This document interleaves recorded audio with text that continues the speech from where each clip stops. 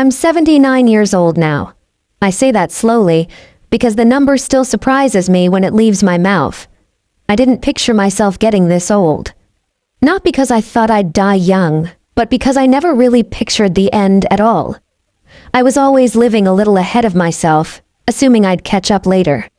When people hear the word advice, they imagine confidence, clean lessons, something neatly learned and clearly explained. That's not what this is. What I have comes from years of misunderstanding my own life while I was inside it. I wake up earlier than I need to. My body does that on its own now. The house is quiet in the mornings, so quiet I can hear the refrigerator hum and the clock tick in the kitchen. Those sounds used to annoy me. Now they feel like company. Most of my life was loud, not with noise, but with obligation. There was always something that needed doing, someone who needed me to be practical, steady, dependable. I became very good at that. So good that I forgot there were other ways to be. When I was young, I believed being useful was the same as being loved. If you showed up, kept things running, didn't complain, you earned your place. That belief carried me a long way. It also cost me more than I understood at the time. I married in my early 20s. He wasn't dramatic or romantic. He was solid. Everyone approved. That mattered to me more than I admitted. I wanted a life that made sense to other people. I thought that was how you knew you were doing it right. We worked hard. We raised children. We paid bills. We rarely stopped moving long enough to ask each other how we were really doing. When you're busy surviving, reflection feels like a luxury. I told myself this was adulthood, that the heaviness was normal, that fulfillment was something you felt later, after you'd earned it. I was always earning, never collecting. In my 30s and 40s, I lived by lists, grocery lists, to-do lists, mental lists of things not to forget. My days were full, but they were thin. I don't remember many of them clearly.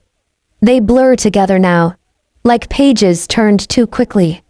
There were moments I felt something stir, a sense that I was missing my own life while managing it. I pushed that feeling aside. It felt irresponsible, ungrateful. I had children who were healthy, a roof over our heads. Who was I to want more? So I learned to quiet myself. That's something no one warns you about. How easy it is to become very good at ignoring your own voice. How permanent that skill can feel once it's practiced long enough. The years passed. My children grew. They became busy, as they should. I was proud of them, deeply. But when they no longer needed me the way they once did, I felt strangely unanchored. I hadn't prepared for that part. I had built my sense of worth on being necessary. My marriage became polite, comfortable. We knew each other's routines, but not always each other's fears. We assumed time would take care of what we didn't. Time rarely does. I don't remember the exact moment I realized I was lonely inside my own life. It wasn't dramatic. It came quietly, during an ordinary afternoon, when I noticed how little of myself I was sharing with anyone. I had become efficient, not intimate. I told myself it was fine. Many people live this way. That was true.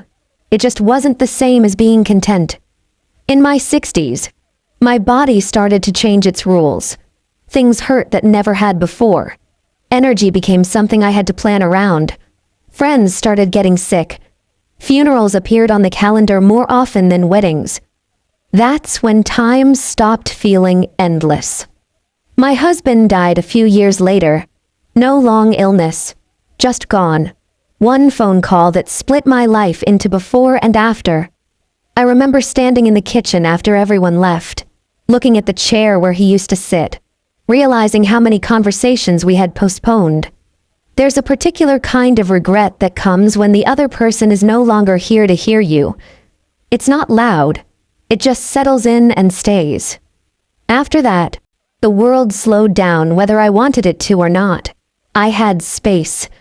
Too much of it at first. Silence has a way of forcing honesty on you. I began to see my life clearly, not as a story, but as a collection of choices made for sensible reasons that added up to something I hadn't intended. None of my regrets are about big mistakes. I didn't ruin my life. I lived it responsibly. That's almost harder to sit with, because there's no single thing to blame, just patterns, habits, delays. I delayed joy because it didn't feel urgent. I delayed honesty because it felt uncomfortable.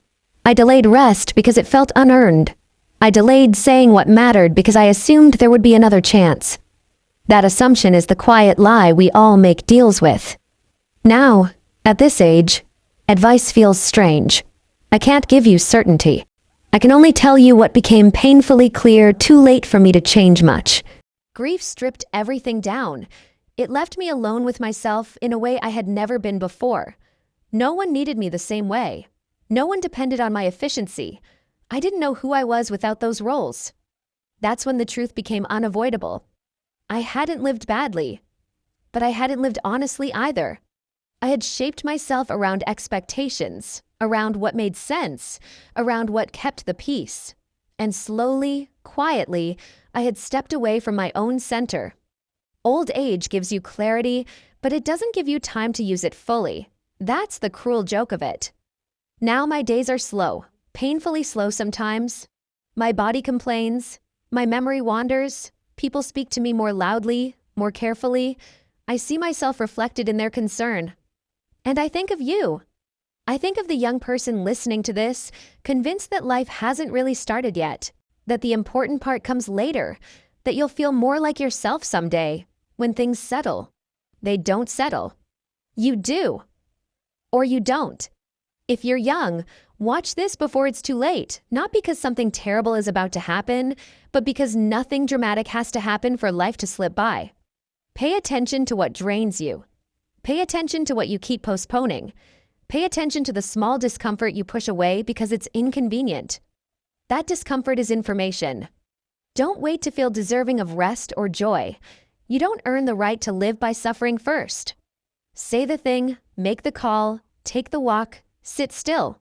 Let yourself be awkward, uncertain, unfinished.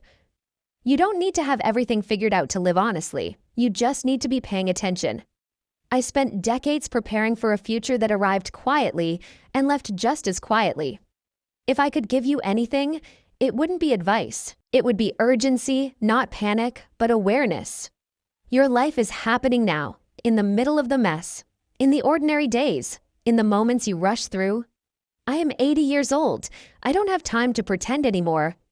If you're young, I hope you don't wait until the end to feel the weight and the wonder of your own life.